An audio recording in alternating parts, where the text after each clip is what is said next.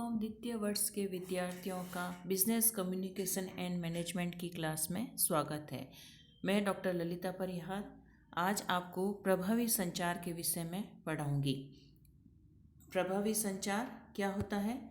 प्रभावी संचार हमने ये देखा कि संचार क्या होता है जिसके अंतर्गत एक व्यक्ति दूसरे व्यक्ति को अपने विचार, तथ्य या भावनाएं इस उद्देश्य से देता है कि दूसरे व्यक्ति को वह समझ में आए और वह उस पर अपनी प्रतिक्रिया व्यक्त करे। तो बिजनेस मैनेजमेंट के अंतर्गत जो कम्युनिकेशन है या बिजनेस कम्युनिकेशन है, व्यावसायिक संप्रेषण है, वह हमेशा प्रभावी होना चाहिए, क्योंकि किसी भी व्यवसाय का प्रमुख उद्देश्य है कि लाभ कमाना या अपने उद्देश्यों को पूरा करना। निर्धारित उद्देश्यों को पूरा करने के लिए ही कम्युनिकेशन या संप्रेषण किया जाता है, जिसके अंतर्गत उच्च अधिकारी अपने अधीनस्थों से कम्युनिकेशन या संप्रेषण करते हैं, जिसके आधार पर ही नियोजन, संगठन, नियंत्रण आदि प्रबंध के कार्य किए जाते हैं और उद्देश्यों को प्राप्ति की जाती है। प्रभावी संचार से आशय है कि संचार जो है वो अगले को सही अर्थों में समझ में आना चाहिए। संचार से आशय ये नहीं है कि नई नई तकनीक, टेलीफोन, रेडियो आदि। तो संचार वह है जब पहला व्यक्ति दूसरे व्यक्ति को उस बात को अच्छी तरह से समझा सके और वह दूसरा व्यक्ति उसी के अनुरूप उस संदेश को या संचार को या उस बात को समझकर अपना कार्य कर सके। तो प्रभावी संचार वह प्रक्रिया है जिसके द्वारा सूचना भेजी तथा प्राप्त की जाती है। यह प्रबंध की एक आधारभूत व्यवस्था है जिसके बिना संगठन का अस्तित्व नहीं रह सकता, क्योंकि कर्मचारियों के संवाद के बिना कोई भी संस्था अपने लक्ष्यों को प्राप्त नहीं कर सकती है। तो इस प्रकार संचार निश्चित उद्देश्यों की पूर्ति के लिए आवश्यक है। प्रभावपूर्ण संचार वह है जिसके अंतर्गत जो प्राप्त करता है या जो संदेश भेजने वाला है, दोनों के उद्देश्य पूरे हो। इसके लिए आवश्यक है कि जो संदेश प्राप्त करने वाला है वह संदेश को ध्यानपूर्वक सुने और ध्यानपूर्वक सुनकर जिस समस्या या जिस उद्देश्य से वह संदेश कहा गया है उसका समाधान खोजे। वह महत्वपूर्ण बातों का मूल्यांकन करे। वह जो संदेश दिया जा रहा है उसमें से जो काम किया महत्वपूर्ण बात है उस बात को सुने, समझे और उसका मूल्यांकन करे। उसका मूल्यांकन करके ही वह उसके ऊपर अपनी प्रतिक्रिया दे सकता है और आवश्यक हो तो वह उस संदेश को लिखित रूप से भी अपने पास रखे। तभी प्रभावी संप्रेषण होगा और संदेश को सुचारू रूप से जिस उद्देश्य से दिया गया है उसी अनुरूप समझकर उसी अनुरूप अपनी प्रतिक्रिया या फीडबैक देना ही प्रभावी संप्रेषण है, या तभी प्रभावी संप्रेषण पूरा हो सकता है। प्रभावी संप्रेषण के अंतर्गत प्राइड प्रतिमान भी का भी एक क्रिया है, उसका भी उल्लेख किया जाता है, जिसको जॉर्ज टी वर्धमान एवं पैट्रिक ब्लैक ने 1973 में प्रभावी संचार हेतु इस प्राइड प्रतिमान का या इस मॉडल का प्रतिपादन किया है। प्राइड मॉडल जिसके अंतर्गत पी का मतलब है पर्पस या संचार का उद्देश्य। कोई भी संचार बिना उद्देश्य के नहीं किया जा सकता है, उद्देश्य होने पर ही प्रभावी संचार किया जा सकता है। सेकंड है आर यानी रिसीवर्स रोल यानी प्राप्तकर्ता की भूमिका। जब तक संचार में प्रेषक को प्राप्तकर्ता की मानसिकता, उसकी योग्यता, उसकी क्षमता आदि के बारे में जानकारी नहीं होगी तो तब तक वह प्रभावी संचार नहीं कर सकता है। प्रभावी संचार के लिए आवश्यक है कि प्राप्तकर्ता संदेश को समझे। तीसरी जो चीज़ है वो है आर आई यानी इम्पैक्ट डिजायर्ड, इच्छित प्रभाव। प्रेषक का जो संचार का उद्देश्य होता है उसी उद्देश्य एवं अर्थ में संचार का प्रभाव प्रेषित या रिसीवर को पहुंचना चाहिए, तभी वांछित प्रभाव या प्रभावशाली संचार होगा। डिजाइन ऑफ कम्युनिकेशन, प्रेषक को संचार का वांछित प्रभाव एवं उद्देश्य प्राप्त करने हेतु उपयुक्त योजना एवं रूपरेखा या डिजाइन तैयार करनी चाहिए, तभी प्रभावी संचार होगा। और लास्ट है ई यानी एग्जीक्यूशन ऑफ द कम्युनिकेशन यानी संचार का निष्पादन।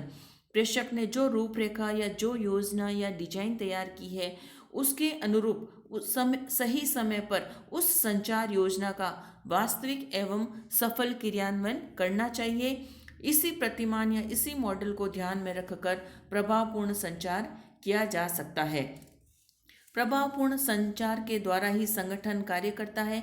आदेश निर्देशों की पालना होती है। आदेश स्पष्ट होने चाहिए और जिन्हें आदेश दिए गए हैं उन अधीनस्थों को उनका ज्ञान हो और वह उसी के अनुरूप कार्य करे। ये सब चीज़ें होनी चाहिए।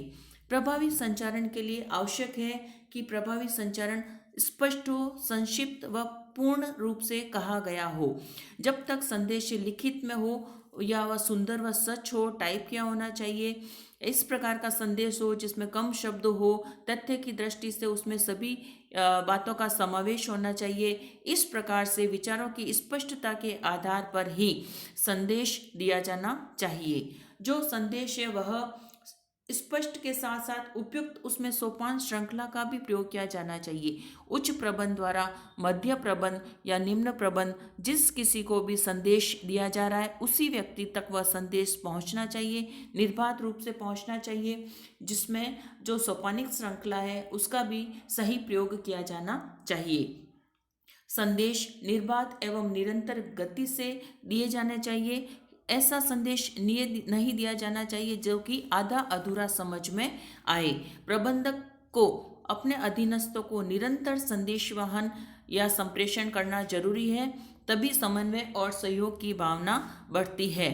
समुचित संप्रेषण विधि, संदेश की जो भाषा है उसमें संदेश प्राप्तकर्ता के आत्मसम्मान को ठेस न पहुंचे इस प्रकार के शब्दों का प्रयोग करना चाहिए। संदेश समय पर दिया जाना चाहिए, सही समय पर सही संदेश दिया जाना चाहिए। एक समय पर एक ही संदेश प्राप्त होना चाहिए और उसी के अनुरूप कार्य किया जाना चाहिए। उद्देश्यों के अनुरूप होना चाहिए संदेश। संदेश के अंतर्गत प्रतिक्रिया जो है उसका प्रभावी उपयोग किया जाना चाहिए कि प्राप्तकर्ता उस संदेश को समझकर उसके अनुरूप कार्य करे। संदेश द्विअर्थी वाली भाषा का नहीं होना चाहिए जिससे कि जो प्राप्तकर्ता उसको संदेश समझ में न आए। पूर्वाग्रह से प्रेषित संदेश नहीं होना चाहिए। कभी कभी जो संदेश प्राप्त करने वाला होता है उसके मन में पहले से ही कुछ बातें रहती है और उसी के अनुरूप वह मस्तिष्क में उन बातों को या उस संदेश को ग्रहण करना चाहिए। अतः संचार में दोनों पक्षकारों को, प्रेषक और प्रेषिती, सेंडर और रिसीवर, दोनों को पहले से ही पूर्वाग्रह से निर्धारित की गई बातों को त्यागना चाहिए। प्रभावी संप्रेषण के लिए उचित शारीरिक भाषा का प्रयोग करना चाहिए। शारीरिक मुद्रा, हाव भाव, आँखों से संपर्क से संचार और भी अधिक प्रभावी होता है। अतः प्रभावी संचार किया जाना चाहिए। प्रभावी संचार के जो सिद्धांत है, प्रभावी संचार के अंतर्गत 7 C's जो है वो इसके प्रभावपूर्ण संचार के सिद्धांत है। इन 7 C's का पालन करके ही प्रभावी संचार किया जा सकता है। प्रभावी संचार के अंतर्गत 7 C's के अंतर्गत सबसे पहले है वो है पूर्णता या कंप्लीटनेस। कंप्लीटनेस जिसके अंतर्गत जो संदेश दिया जा रहा है वह पूर्ण होना चाहिए। इसके अंतर्गत संदेश क्यों दिया जा रहा है ये होना चाहिए। उसकी जो संदेश की जो क्या है पूर्ण होना चाहिए, उसमें पूर्ण बातों का समावेश होना चाहिए। उसमें किसी भी तथ्य को आधा अधूरा नहीं छोड़ना चाहिए। संदेश के अंतर्गत जो उद्देश्य हैं उन उद्देश्यों के अनुरूप सभी बातों को समावित करके ही संदेश दिया जाना चाहिए। दूसरा जो है वह है संक्षिप्तता। जो संदेश है वह संक्षिप्त यानी कि सही अर्थों में संदेश प्राप्तकर्ता तक जिस अर्थ से भेजा जा रहा है उसी अर्थ में पहुँचे।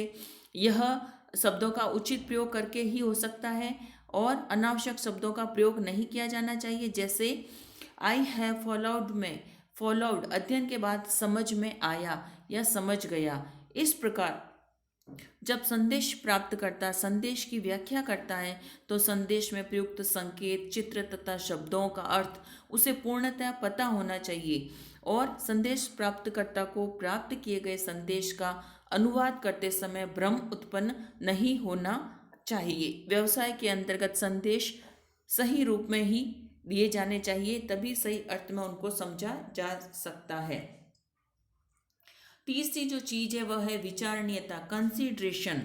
कंसीडरेशन संचार करते समय जो सेंडर है या जो प्रेषक है वह रिसीवर या प्राप्तकर्ता को ध्यान में रखकर ही संदेश भेजें। संदेश शिष्टाचार पूर्ण एवं विनयपूर्वक भाषा का प्रयोग करके किया जाना चाहिए। इसमें मैं के स्थान पर हम या तुम शब्दों का प्रयोग और भी प्रभावशाली होना चाहिए, तरीके से प्रयोग किया जाना चाहिए। व्यक्तिगत हितों की अपेक्षा सामान्य हित को ध्यान में रखते हुए सकारात्मक रुख रखते हुए संचार किया जाना चाहिए, तभी वह प्रभावी होगा। जैसे एक बिजली के उत्पाद का विज्ञापन करते समय यह कहना कि यदि आप हमारी कंपनी के बिजली के उपकरणों का प्रयोग करेंगे तो वह आपकी सुरक्षा के लिए सर्वोत्तम है। इसमें हम शब्द का प्रयोग करना चाहिए। हम ग्राहकों की सुविधा को ध्यान में रखते हुए व्यावसायिक कार्य करते हैं। इस प्रकार से हम जो शब्द है वह ग्राहकों को में विश्वास प्रकट करता है। सहयोग की भावना होनी चाहिए। विशिष्टता, विशिष्टता जो है उसके अंतर्गत जो शब्द है या जो संचार है वह उसमें विशिष्ट भाषाओं का प्रयोग किया जाना चाहिए, जिसमें निश्चित सूचनाएं आनी चाहिए। संचार में विशेष तथ्य हो, पहले के उपलब्ध आंकड़ों को सम्मिलित किया जाए, भ्रामक सूचनाएं न हो, उपलब्ध सूचनाओं की आपस में तुलना करके अपनी बात विश्वासपूर्ण तरीके से कहनी चाहिए और एक सुनिश्चित भाषा का प्रयोग करना चाहिए। विशेष तथ्य कही गई बात को और अधिक प्रभावी बनाते हैं। आंकड़ों के प्रभाव से संचार विश्वसनीय होता है और अधिक स्पष्ट रूप से संचार दिया जाता है। शुद्धता, जो शुद्धता प्रभावी संचार के लिए शुद्धता का गुण अत्यंत आवश्यक है। सही भाषा के प्रयोग के साथ साथ भाषा औपचारिक और अनौपचारिक दोनों प्रकार की होती है, तो इसमें दोनों का ही प्रयोग किया जाना चाहिए। भाषा आसानी से समझ में आने वाली और व्यावहारिक होनी चाहिए। भाषा में शुद्धता का गुण होना चाहिए। सही तथ्यों पर आधारित होनी चाहिए। आंकड़े भी शुद्ध होने चाहिए। आंकड़े लिखने और उसका पर्याप्त रूप से उनकी जो है वह उनको सही होने चाहिए। सही तथ्य सही समय पर सही सूचना आदि उनको दी जानी चाहिए। शुद्धता, जो शुद्धता के बाद है स्पष्टता। जो स्पष्टता है प्रभावी संचार के लिए वह विचारों की स्पष्टता होनी चाहिए, व्यक्त करने की स्पष्टता होनी चाहिए। बेकार के शब्द प्रयोग नहीं किए जाने चाहिए। गलतफहमी वाले शब्दों का प्रयोग नहीं किया जाना चाहिए। इसमें छोटे छोटे वाक्यों का प्रयोग किया जाना चाहिए, जैसे संदेश क्यों दिया जा रहा है, क्या दिया जा रहा है, किसे दिया जा रहा है, कैसे दिया जा रहा है, इन सब बातों का समावेश होना चाहिए। कृपया पानी व्यर्थ न करें, प्लीज़ डोंट वेस्ट वाटर।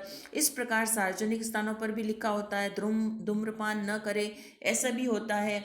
जो शब्दों का प्रयोग है वह सरल होना चाहिए। निश्चित शब्द भी संचार को प्रभावी बनाते हैं। जैसे शब्दों का सही रूप में प्रयोग होना चाहिए, जैसे प्रत्येक नागरिक का कर्तव्य है कि वह राष्ट्रीय संपत्ति को सुरक्षित रखे। इसी प्रकार बेकार शब्दों का भी प्रयोग नहीं करना चाहिए। गलतफहमी वाले शब्दों का भी प्रयोग नहीं करना चाहिए। इस प्रकार हमने जो संचार है उसके अंतर्गत